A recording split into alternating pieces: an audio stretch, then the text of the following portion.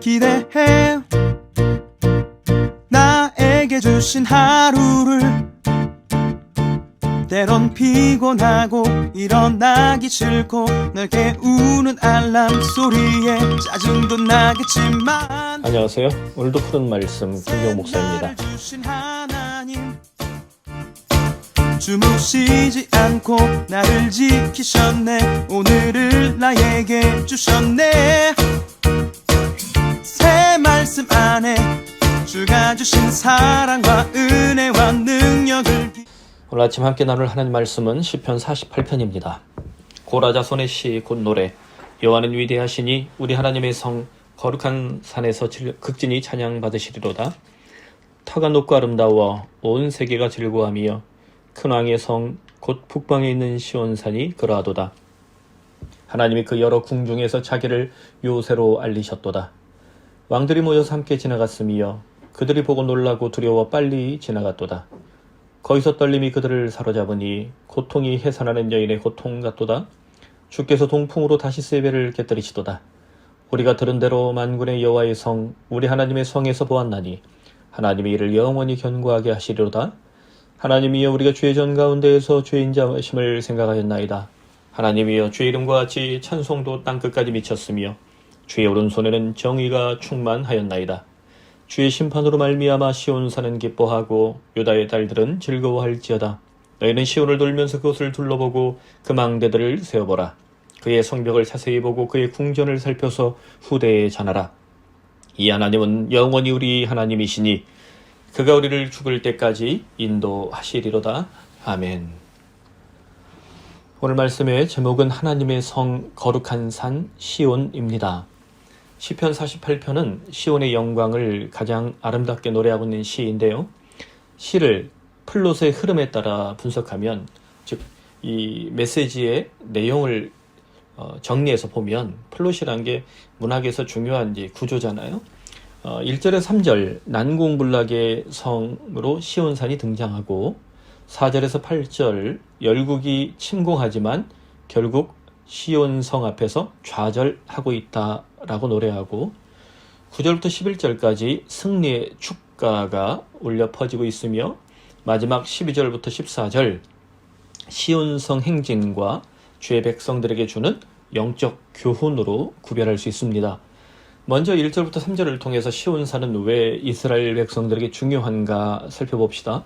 1절에 시온산은 위대하신 하나님의 성 거룩한 산이라고 시인은 말합니다. 2절에 터가 높고 아름다워 온 세계가 즐거워하는 성이 있는데 바로 북방에 있는 시온산이라고 말합니다. 3절의 시온산은 하나님의 백성들을 위한 요새요 피난처라고 말합니다. 여러분 이렇게 간단히 요약해 보니까 이 시편을 통해서 우리가 알고 있는 가스펠이 기억나지 않습니까? 저 북방에 있는 시온산 큰 왕의 성일세 오싱 할렐루야. 이 찬양이 바로 이 시편 48편에서 나온 노래입니다. 자, 정리해보면 이스라엘 백성들에게 시온산이 어떤 것이냐, 하나님이 계신 산이란 거예요. 또 확대하면 이스라엘 백성들은 시온산의 하나님을 믿는 시온산의 백성들, 시온의 백성들이라는 겁니다. 오늘날 유대 민족주의를 시오니즘이라고 부르는 배경이 바로 여기에서 왔습니다. 확대하면 시온산은 곧 이스라엘 땅을 말하고 구체적으로 다윗의 성이 있던 예루살렘으로 적용할 수 있는데요. 더 확대하면 하나님께서 통치하시는 산, 하나님께서 다스리시는 성, 하나님의 땅이라는 거예요. 근데 정말 놀라운 것은 다윗성이 있던 예루살렘, 하나님의 성전이 있고 다윗의 성으로 불렸던 예루살렘이 현실적인 시온산으로 이스라엘 백성들에게 인정이 됐다는 것이죠. 근데 여러분, 예루살렘이 높이가 높지 않습니다. 높아야 해발 800m가 채 안 되는 높이예요. 약 760m, 800m가 채 안 됩니다. 그런데 어떻게 저 북방에 있는 큰 성, 큰 산이 될 수 있는가? 이스라엘 백성들에게 다윗성과 예루살렘이 시온산으로 인정된 것은 하나님께서 선택하시고 성전을 주셨기 때문이라는 거죠. 그래서 고작 800m가 안 되는 높이지만 이스라엘 백성들에게 예루살렘은 시온성이요, 하나님의 도성이요, 하나님의 큰 성이요, 그 누구도 함부로 할 수 없는 하나님의 백성들의 요새요, 피난처라고 인정이 되었던 것입니다. 그래서 4절에서 8절 어떤 일이 벌어집니까? 열국의 왕들이 모여서 예루살렘을 침공하지만 그들이 놀라고 두려워 빨리 지나갔다. 깨졌다는 거예요. 실패했다는 겁니다. 다시스의 배가 깨지는 것처럼 실패하게 되었다. 다시스로 내려가는 배가 풍랑을 맞아 그냥 다 우두둑 부서지고 깨지는 것처럼, 바스라지는 것처럼 예루살렘을 침공하는 모든 왕들은, 이방의 왕들은, 열국의 왕들은 실패할 것이다. 신앙적으로 말하면 하나님의 보호하심과 언약 백성의 특별한 은혜를 이 시온산이 보여주고 있다는 것이죠. 여러분, 정말 이게 굉장히 중요한 신앙이고 소중한 신앙이라고 저는 봅니다.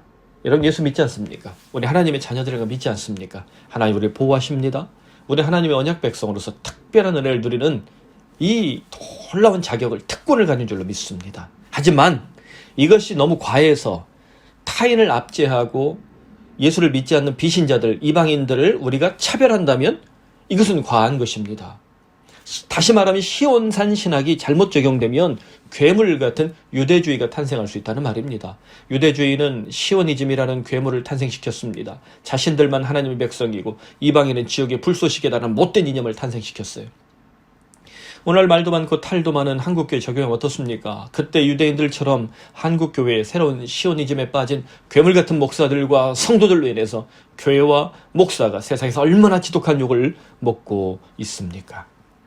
여기에 대해서 뭐 이것저것 얘기하면 입만 더러질 것 같아요. 또 혹은 이런 사람들을 지지하는 사람들에겐 또 목사의 설교가 너무 과하게 들릴 수도 모르겠습니다. 하지만 잊지 마십시오. 성경을 이념화시키고 우리만 특별한 하나님의 백성들이다 해서 믿지 않는 자들을 우리가 박해하고 차별하고 혐오하고 있다면, 이방인은 지옥의 불쏘시개다라는 이 못된 이념을 가지고 있다면 우리는 분명히 예수를 제대로 믿지 못하고 있다는 사실을 반드시 뼈저리게 느껴야 합니다. 그렇다면 어떻게 우리는 시온산을 바르게 지킬 수 있을까요? 9절부터 14절까지 깊이 묵상하면 좋은데요. 9절에서 시인은 하나님의 전에 있는 예배자들을 보여줍니다. 하나님이여, 우리가 주의 전 가운데에서 주의 인자하심을 생각하였나이다. 사랑하는 성도 여러분, 우리들이 주의 전에 있는 예배자들임을 잊지 말기 바랍니다. 예배자들에게 주님은 인자하심을 주십니다. 그리고 그 인자하심을 경험한 우리들은 세상의 비신자들을 향해서 인자한 그리스도인이 되어야 합니다. 이게 정말 소중한 거예요. 주님이 내게 인자하심을 주셨는데, 나 같은 죄인에게, 나같이 못된 인생에게 인자하심을 주셨는데, 어디서요? 주의 전 가운데서 예배자가 된 우리에게. 그러면 우리들도 어떻게 됩니까? 아직 예수를 믿지 않는 이방인이나 비신자들에게 주의 인자하심을 우리도 선물할 수 있어야 되지 않겠습니까? 그래서 10절에서 시인은 참된 예배자의 능력을 보여줍니다. 하나님이여, 주의 이름과 같이 찬송도 땅끝까지 미쳤으며 주의 오른산에는 정의가 충만하였나이다. 예배자들이 부르는 찬송은 교회 안에 갇힌 노래가 아닙니다.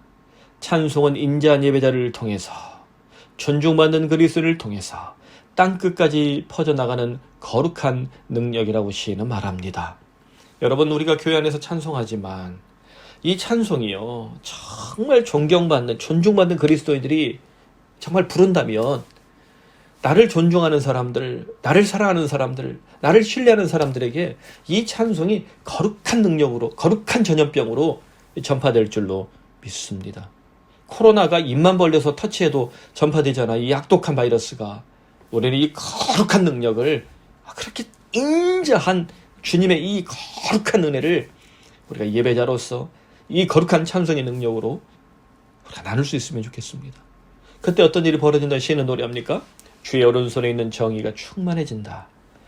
주의 오른손은 강력한 능력, 피할 수 없는 영향력을 상징합니다. 주의 오른손은 능력이에요. 강력한 능력이에요. 따라서 주의 오른손에 있는 정의는 이 구약에서, 특별히 시편에서 구원의 능력을 상징하는 것입니다. 뭐 정의, 그러니까 막 이상한 쪽으로 가지 말고요.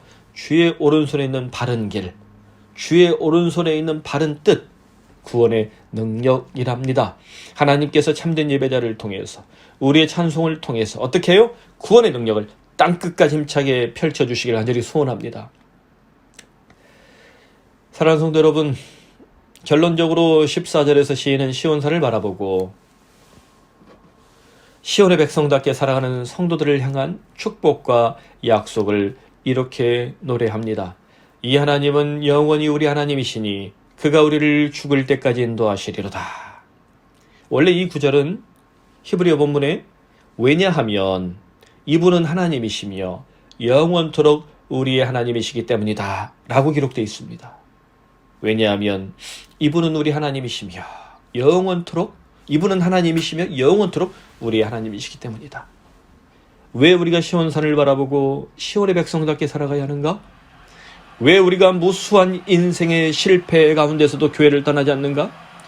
왜 우리가 죽을 것 같은 고통과 고난 앞에서도 참된 예배자가 되고 찬송과 구원의 능력을 바라보며 버텨야 하는가?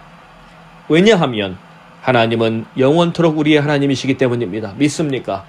하나님은 우리의 영원한 하나님이십니다. 그러므로 오늘 시온산은 우리에게 어떤 의미가 있습니까?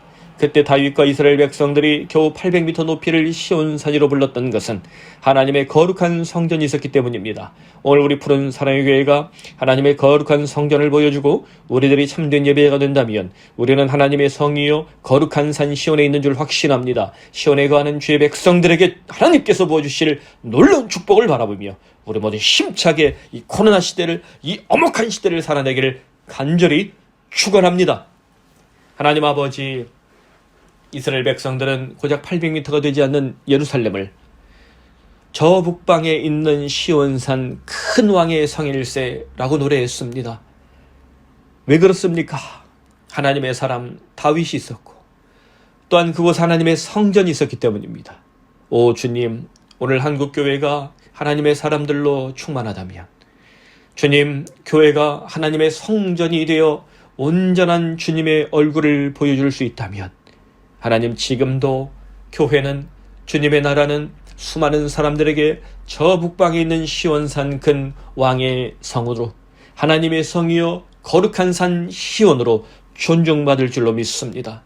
하나님 아버지, 다시 이와 같은 은혜를 회복할 수 있도록 이 혹독한 코로나 시대에 교회를 개혁하여 주시고, 하나님 우리의 신앙을 회복시켜 주시며, 거룩하신 주님, 주님의 백성답게 참된 예배자요, 주님 거룩한 능력을 땅끝까지 외치는 찬송하는 주의 백성으로 살아갈 수 있도록 우리 모두를 다시 한번 다듬어 주시옵소서.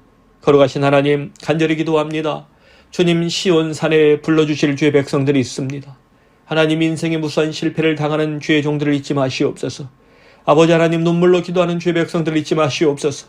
아버지여, 자녀의 문제로, 또 부모님 문제로, 자신의 이 인생 문제로 주님 앞에 간절히 기도하는 주의 종들의 눈물과 탄식을 주는 들어 주시옵소서.